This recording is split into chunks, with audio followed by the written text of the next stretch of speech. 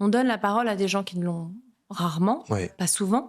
Et donc, il faut réussir à les faire parler. Ce que je garde de toute cette période du documentaire et dont je me sers aujourd'hui, c'est effectivement cette capacité à faire parler un petit peu tout le monde. C'est-à-dire que je me suis retrouvé dans des cas de figure quand tu vas au fin fond d'une forêt, dans une toute petite usine avec des gens qui travaillent à la chaîne 24/24, qui parlent à pas grand monde pendant leur journée et qui ont un cercle social des fois un peu restreint, n'ont pas l'habitude de prendre la parole. Et quand tu arrives avec une caméra et que tu leur dis bah, racontez-moi un peu votre métier, dites-moi ce qui est important pour vous, etc.